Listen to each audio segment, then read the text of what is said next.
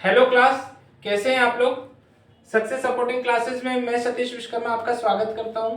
जैसा कि हमने वेन डायग्राम का पार्ट 1 पार्ट 2 देखा है और काफ़ी अच्छी प्रैक्टिस भी स्टूडेंट्स ने करी और मुझे लगता है कि अब वेन डायग्राम में किसी को दिक्कत नहीं है, ताकि मैं अब टाइप 2 में जा सकूं, मतलब थोड़ा टफ अपन क्वेश्चंस को कर सके वेन डायग्राम में। ठीक है ना, सभी लोग आप लोग तैयार हैं?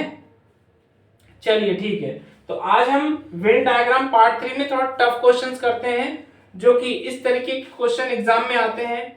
और जो पार्ट 1 पार्ट 2 में किया उस तरीके के भी आते हैं, लेकिन वो थोड़ा इजी कहलाते हैं।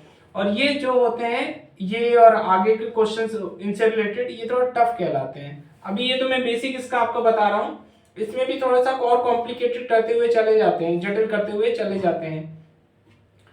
तो यदि क्वालिफाई करना है तो भाई मेहनत अच्छी करनी पड़ेगी और ज्यादा से ज्यादा प्रैक्टिस करनी पड़ेगी। हर एक टॉपिक से रिलेटेड मैं आपको बताते चल रहा हूँ, और गहराई से गहराई किसी भी टॉपिक, जिस टॉपिक को आपको यूट्यूब में बता रहा हूँ उस टॉपिक से रिलेटेड डीप से डीप भी बता रहा हूँ। तो आपको प्रैक्टिस आपको करनी है, ठीक है। तो जैसा कि अभी यहाँ पर एक डायग्राम आप देख रहे हैं, यहां पर क्या लिखा है कि यह त्रिभुज स्कूल टीचर को प्रदर्शित करता है। ये जो त्रिभुज है, ये जो ट्रायंगल है, वो स्कूल के टीचर को रिप्रेजेंट कर रहा है। फिर वर्ग विवाहित लोगों को प्रदर्शित कर रहा है।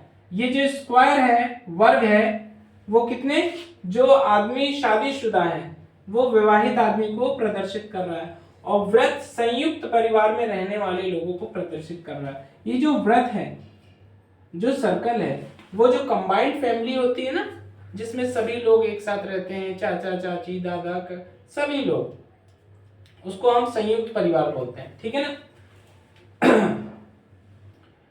तो अब क्वेश्चन कैसे, ये एक बड़ा क्वेश्चन बनाकर, ये देखिए शॉर्ट में लिखा हूं, ये काफी बड़े में रहता है, लेकिन मैंने शॉर्ट शॉर्ट में इसको बना के लिख दिया अपने से, और ये डायग्राम दे दिया। अब इस प्रकार से क्वेश्चन 6-7 तो आते हैं।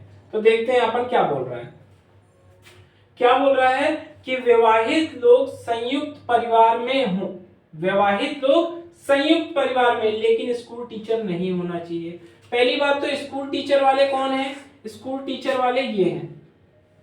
तो संयुक्त परिवार अपना ये है, व्रत है, तो संयुक्त परिवार प्लस क्या बोला, विवाहित लोग हों, विवाहित ये है ना, विवाहित लोग हों और संयुक्त परिवार में हों, लेकिन स्कूल टीचर ना हो, स्कूल टीचर ना हो। देखिए संयुक्त परिवार और ये विवाहित में, इसमें केवल 2 ही आए हैं, ये सर्कल और ये वर्ग में केवल 2 ही आए, लेकिन स्कूल टीचर ना हो, स्कूल टीचर ना हो मतलब बी निकल गया, बी निकल गया। तो आंसर क्या आया आपका, केवल डी। आंसर क्या आया, केवल डी। तो भैया ये है आपका आंसर डी। बात सबको समझ में आ रही है, क्लियर। इसमें कुछ कंफ्यूजन की बात नहीं, मेन है डायग्राम को अच्छे से समझ लेना, डायग्राम को दिमाग में बैठा लेना। बार बार ऊपर नीचे ऐसे देखते रहोगे, अरे यार वो सर्कल को क्या बोल रहे थे, सर्कल कहाँ, सर्कल, अच्छा सर्कल ये संयुक्त परिवार, अरे वो वर्ग को क्या बोल रहे थे, वर्ग को, ऐसे एक बार पढ़ना, दिमाग में बैठा लेना कि सर्कल क्या है, स्क्वायर में कौन है, रेक्टेंगल में कौन है, या ट्रायंगल में कौन है, जो भी हो, आपको एक बार बार बार इस क्वेश्चन को, क्योंकि अब डायग्राम से अपने को मेन खेलना है, ठीक है ना। आपको बस ये ध्यान होना चाहिए कि ये संयुक्त परिवार है, ये विवाहित लोग हैं, और ये स्कूल टीचर है। ओके, चलिए अगले क्वेश्चन में चले। तो अगला क्वेश्चन क्या बोल रहा है कि संयुक्त परिवार में हो, ये आ गया अपन सर्कल, संयुक्त परिवार में हो, अविवाहित तथा स्कूल टीचर ना हो। संयुक्त परिवार में हो अविवाहित, तो ये है विवाहित वाला, ये मैरिड वाले हैं, मैरिड वाले 1 2 3 4 लोग मैरिड वाले हैं, ए बी सी डी, तो ये तो नहीं होंगे, अविवाहित लिखा है, ठीक। संयुक्त परिवार में पहले से लिखा संयुक्त परिवार, तो संयुक्त परिवार में केवल 3 है, तो 3 में 2 तो चले गए, क्यों, क्योंकि अविवाहित है, तो ये मैरिड वाले हैं, तो ये तो चले गए। अब बचा क्या, स्कूल टीचर भी ना हो, स्कूल टीचर भी ना हो, तो ये बी वाला जो है वो स्कूल टीचर भी था, ये भी निकल गया। तो ले देखिए ये क्या है, ये देखिए ये अविवाहित भी है, संयुक्त परिवार में भी है, और स्कूल टीचर भी नहीं है, क्योंकि ट्रायंगल के अंदर नहीं आ रहा, मतलब स्कूल टीचर भी नहीं है। तो सिंपल सी बात है, इसका आंसर किसका जाएगा, ई है। इसका आंसर ई, मतलब कौन सा ऑब्जेक्ट, कौन सा आंसर चाहिए, सी। ठीक। अब एक यहां पर लिखा हुआ हूं मैं, क्योंकि बोर्ड थोड़ा मैं सोचा शायद नहीं दिखेगा आप लोग को, तो यहां लिख दिया हूं।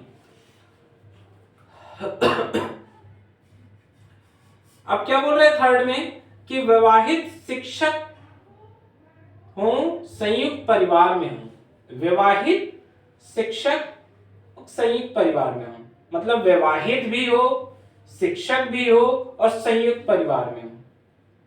एक बार 10 सेकंड के लिए मैं छोड़ता हूं, आप लोग आंसर बताइए इसका।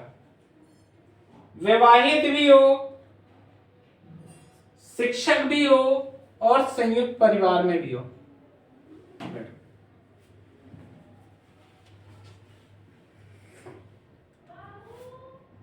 तो देखिए, ये जो है पहली बात में, ये विवाहित का ब्लॉक है, शिक्षक ये है, मतलब विवाहित भी हो और शिक्षक भी हो।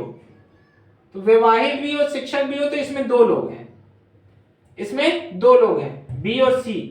लेकिन तीसरा पॉइंट क्या बोल रहा है कि संयुक्त परिवार में भी हो।